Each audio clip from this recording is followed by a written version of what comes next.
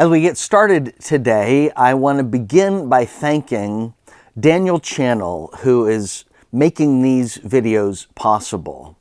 Most people don't appreciate how hard Daniel is working. You wouldn't have a reason. He always serves so humbly in the background. But Daniel's working long hours and extra hours to get all of these videos ready. And then Anna Marie Green is getting them up online for us to be able to watch. And we're just really indebted to them. And I wanted to say thank you. And if you want to send them notes to say thank you, that'd be great too. Today we're going to be in Joshua chapter 14. It's another one of those passages that it categorizes as, some of Brett's favorite stories in the Bible.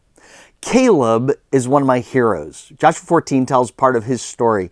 So much is he one of my heroes that I named one of my sons after him.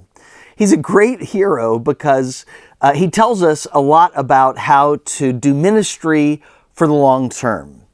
A lot that we can learn from Caleb about how not to get burned out. It's a fun story to read. In Joshua chapter 14, verse 6, it says, "The descendants of Judah approached Joshua at Gilgal.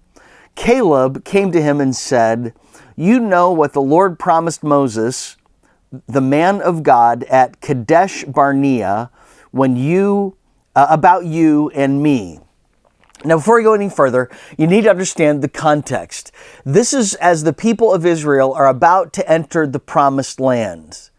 But 45 years earlier, Moses had led them out of Egypt, had led them up to the southern part of what is today Israel, to this place called Kadesh Barnea, where God had said, now you go scout out the land, you go take the land, actually. And so Moses sent scouts to scout out the land. 12 scouts, 2 of them were Joshua and Caleb. And so now Joshua now is leading the people of Israel. Moses has died. They have been taking the promised land. And now Caleb reminds Joshua of a promise that Moses made to them 45 years ago. Let's pick up the story there at verse 7.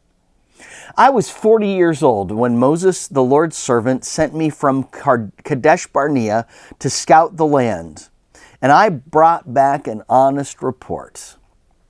My brothers who went up with me caused the people to lose heart, but I followed the Lord my God completely." By the way, he's not exaggerating. This will be affirmed later on. "On that day, Moses swore to me, 'The land where you have set foot will be an inheritance for you and your descendants forever, because you have followed the Lord my God completely.' As you see, the Lord has kept me alive," Caleb says, "for 45 years as he promised, since the Lord spoke this word to Moses while Israel was journeying in the wilderness. Here I am today, 85 years old. I am still as strong today as I was the day Moses sent me out. My strength for battle and for daily tasks is now as it was then. Now give me the hill country the Lord promised me on that day, because you heard that when the Anakim were there, you heard that the Anakim were there, as well as the large and fortified cities. Perhaps the Lord will be with me, and I will drive them out as the Lord promised." Now, let's go back and tell the story. So, 45 years earlier, these scouts went into the land. We would call them spies today, if you like a good spy story. Or if you know some spies, you kind of know what it's like to go in, you reconnoiter the land. And these 12 go in, and God had already said, take the land. But Moses has them scout the land, and they all come back with reports. Now, 2 come back, Joshua and Caleb, with good reports. 10 come back in fear. Those 10 come back and say to the people, "The land is rich and fortified, but the people in it are great. I mean, they're so great. We're like grasshoppers in their sight. They'll squish us like bugs. We can't take the land." But Joshua and Caleb knew that God had said, take the land. This is the land that I promised your forefather Abraham. Take the land. So they came back and said, yes, it's a land that is so great. It's flowing with milk and honey. And they're giants in the land. That means they're so big, we can't help but knock them all down. We can't miss them, kind of thing. Now, guess who the people listened to? 10 were saying, don't go, we're afraid. 2 were saying, take the land in faith, follow God's promises. And guess who the majority listened to? The masses listened to the 10 and followed them. Advertisers today would call this bandwagoning. This is where the majority listens to the majority, and you just kind of say, oh, this is what everyone thinks. This is what everyone believes. It must be right. And rather than listening to God's voice and God's command and being obedient in faith, their hearts waxed with fear. This, by the way, is what makes me always a little suspicious when majority voice changes quickly. It always makes you say, okay, should I really be following this majority voice just because that's the easy thing to do, the bandwagon thing to do? I'll give you an example and that I think you'll be able to relate to. Right now, there is a bandwagon approach to the pandemic. Almost that if you are to question the way everyone is thinking right now, that you would be shunned. And I'll be honest with you, I'm not sure how things are all going to work out, but I can guarantee this. In 20 years from now, we're going to look back and everything today that everybody agrees on, we're not going to agree on. We're going to look back in 20 years and say, you know, we didn't see this, and we didn't see this, and we didn't see that. And we're going to learn from it, because that's kind of how life is sometimes. We're not as wise as we think we are sometimes. And so I don't know what those differences are going to be, quite frankly, in the future. But I know, looking back in the future, we're going to see things more clearly. So I'm always suspicious when people quickly jump on bandwagons to say, let's go a different direction, especially, absolutely especially, when God has said, this is the right way to go. This is the right thing to do. But because of fear and majority opinion, everybody else is jumping on one bandwagon. So, as a result of not listening to God, the people would wander in the wilderness for the next 40 years.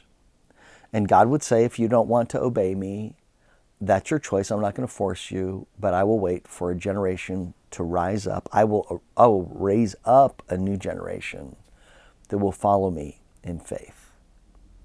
And now 40 years later, they've taken the wilderness. They've gone through the wilderness. They've entered the promised land. They have been taking the promised land for some period of time.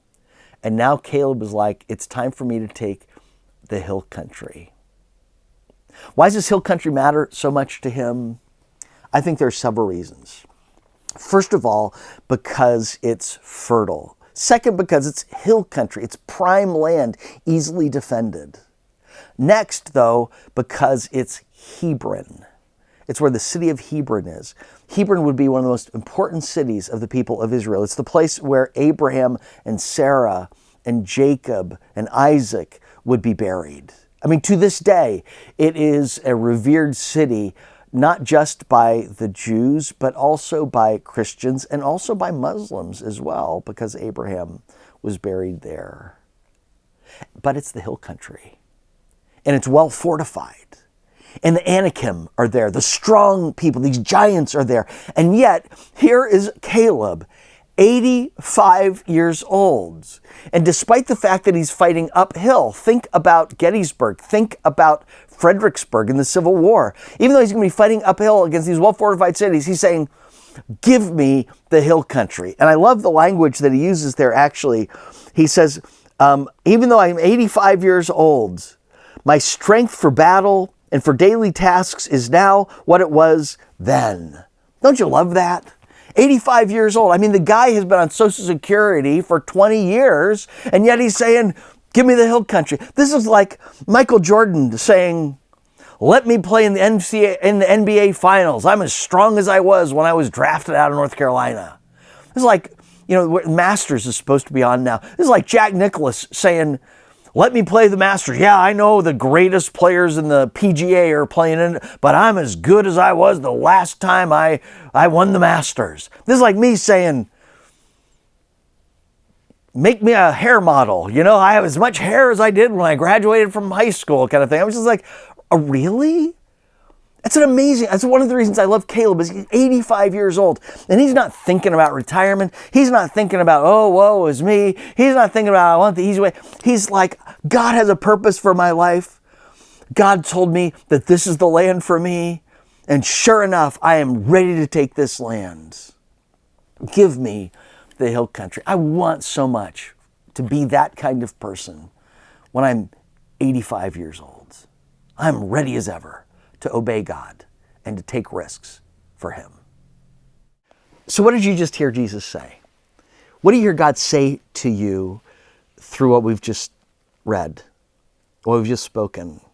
Because what matters is not so much what I am saying. What matters is what is God saying to you right now. How does it apply to your life? In fact, let's take a break right now and give you a chance to chew on that for a while, to discuss that with a friend or somebody in your family.